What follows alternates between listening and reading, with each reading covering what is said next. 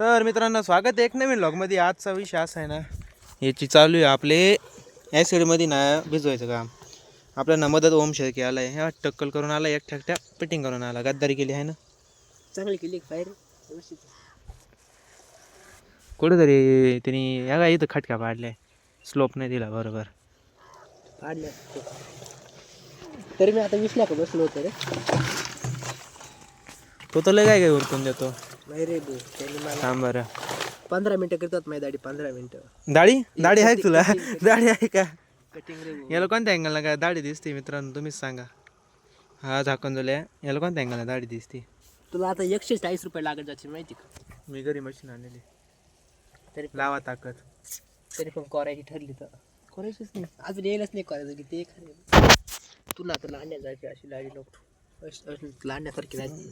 अरे बोकड्या, तुला फुट्या ना बाय अजून दुसऱ्यांचे पंचायती करतो. 2 केस सुद्धा नाही आले अजून. आयडिया चल आवर भिजव ये.